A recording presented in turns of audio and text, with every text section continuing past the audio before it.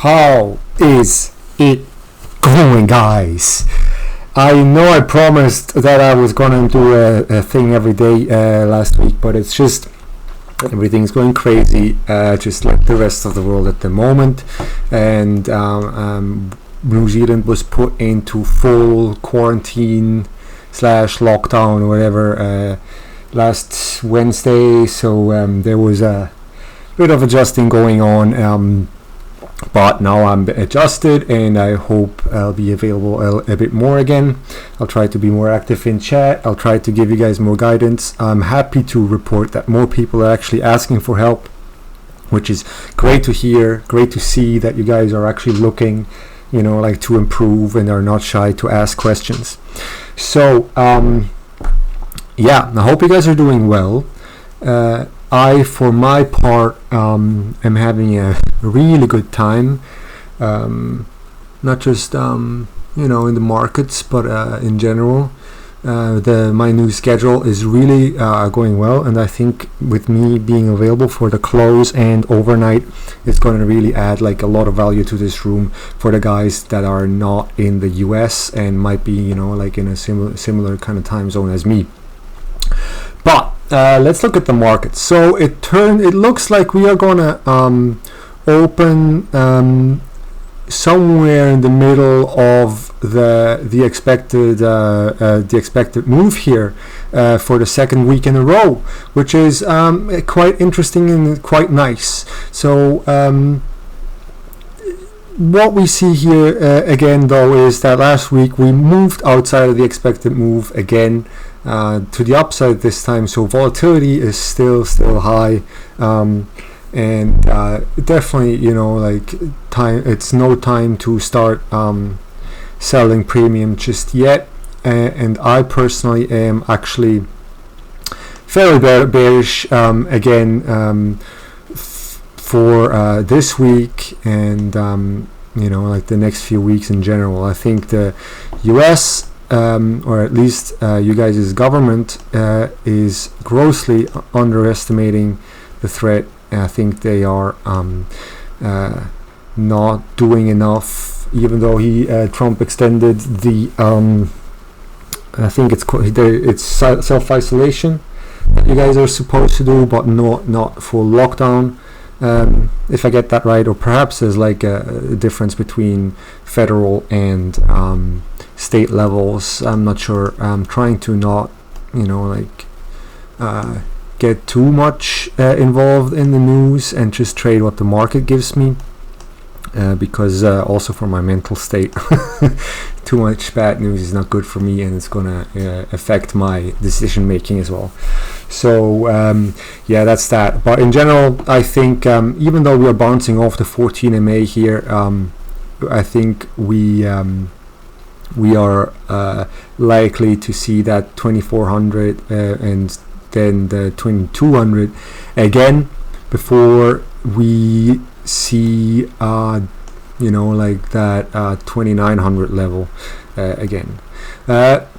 If this wants to push, then I don't see us go further than the 2700 level, which is like a very important level here that we had on the monthly, and we look at the monthly here. So the 27 is like this big zone here where we've had lots of chop here, lots of chop here. We had this turn into support here, so now that would be resistance.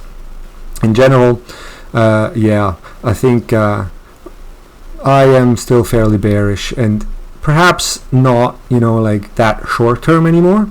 So perhaps we're going to chop around a little bit in here in between that 2500 and 2700 for a while, but then I could see this. I think it's more likely for this to see more lows before we see like a proper push higher again.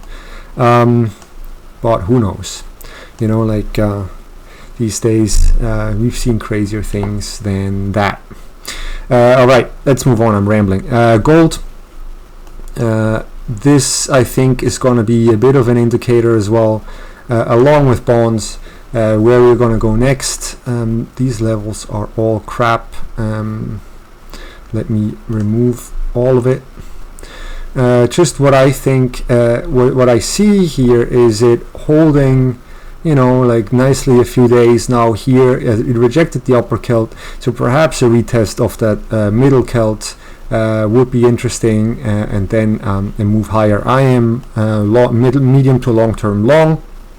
I bought, as I told you guys, I bought down here. I sold into this spike a little bit, but I'm looking to reload into the 1600 again for a move higher. Just from a technical point of view, I think there is still, there is room to go into the 17, past the 1700 into the 1800, and perhaps even to all-time highs. Individual stocks, I think since volatility is decreasing, individual stocks are coming.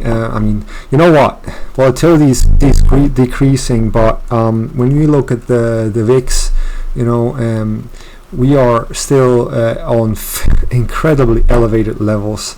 And you look at VVIX, similar thing. While this looks like it might be a lower high here, it's rejecting, like that 14. We are still elevated, and you look at comparable occurrences where the volatility has spiked, and this was usually done within a week. Like all we see here was done within a week, and now we are here in week 1, 2, 3,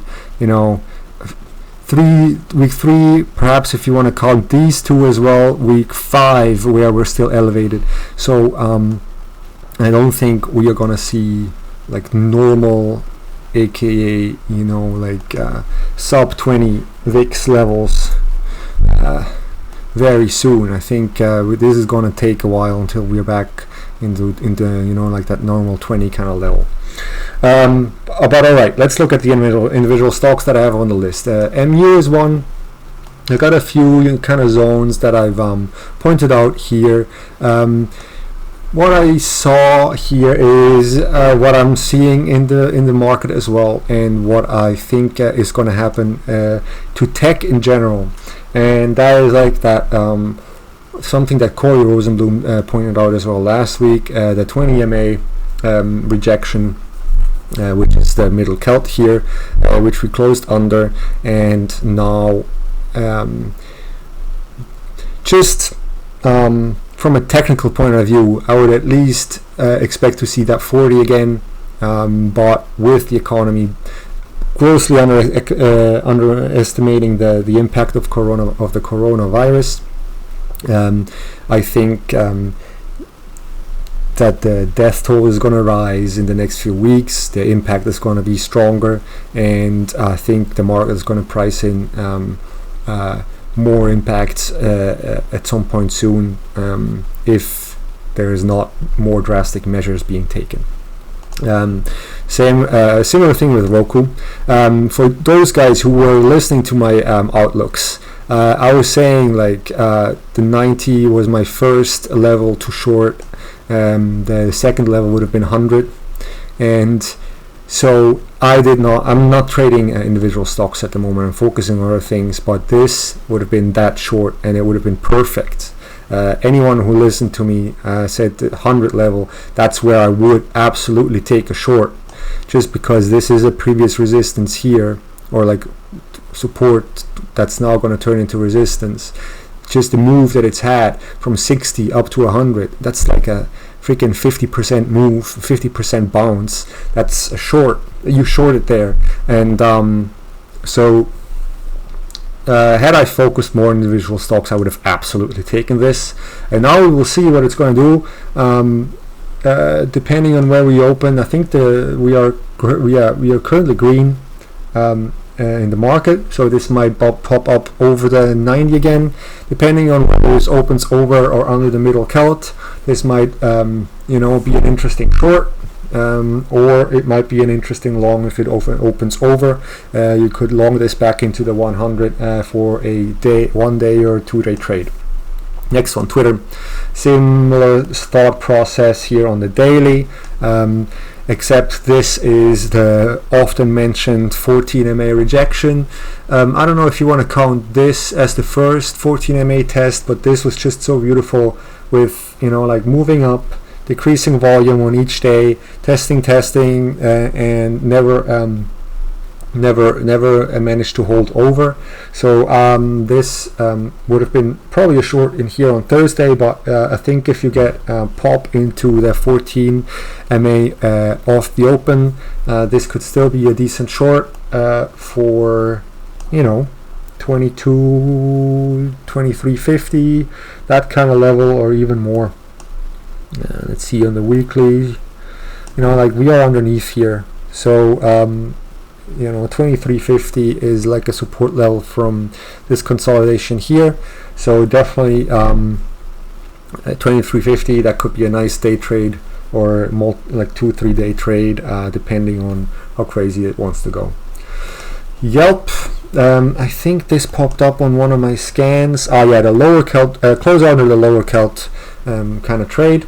So depending, if this opens up under the lower Celt, you would want to look for a pop into the lower Celt, the daily lower Celt, and a rejection there, like a short into that for a move back into the like 16/15 kind of level.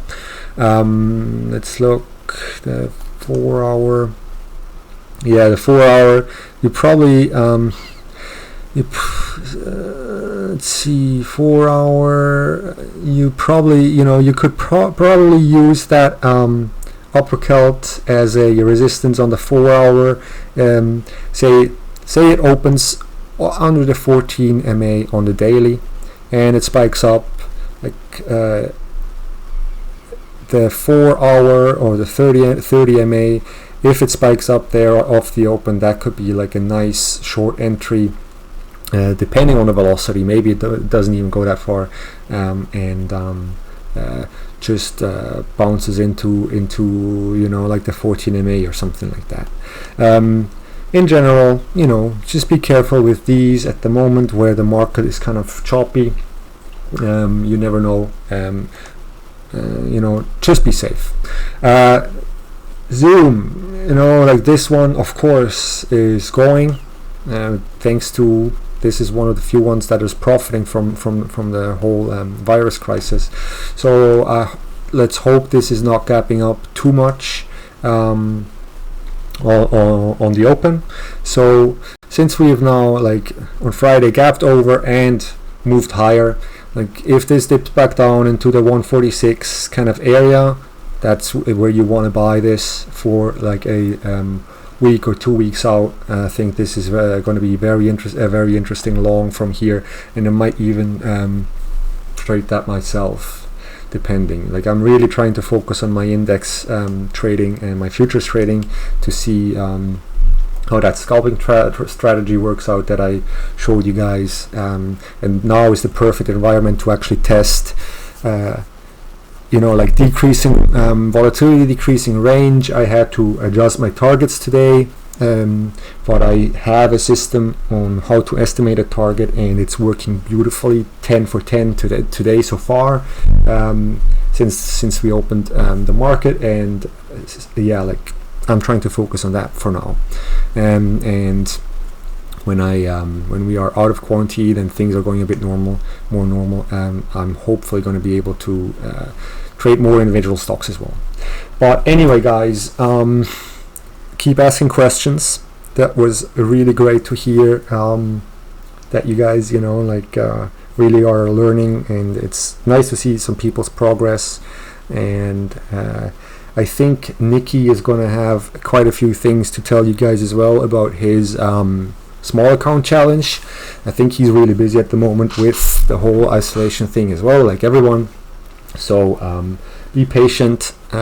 If we don't write back immediately, we are there for you guys, and we are trying to be there for you as much as we can, especially in these crazy times. But if you're not sure, just paper trade. Or if you're not sure, that's what I told some of you guys, before you put on a trade, just run it by us as, first, so we can, like what I'm experiencing often is someone's pitching a trade, and I look at the options chain, and the spreads are like $5 wide, or the volume is barely, like almost zero, and stuff like that. And it's just stuff that people have to learn first, that people have to be made aware of first, that they need to look at stuff like that instead of just the price, and like just only see like the potential profit. So because of that, don't hesitate to run trades by us. Whenever I can, whenever I'm available, I'm gonna like try to help you guys as good as I can, especially from like an options probabilities, options trading mechanics point of view. That is my forte. So yeah, if you have any questions about Greeks, about mechanics, about premium, how to estimate where to buy and where to set a target and stuff like that, that is what you ask me. So for that, now you guys have a nice night. I won't see you at the open. I'll likely be around 12 or 1 p.m. Eastern, and I'll be there into the close. I'll be there overnight as good as I can. I'm working obviously, but yeah. Until then, if you like the video, please like the video. If you're not subscribed, please subscribe. I hope the audio quality was better today. I've tested it. It seemed okay. So yeah, let's have a good week, guys. Looks like chop, and that might be cool. Have a good one, guys.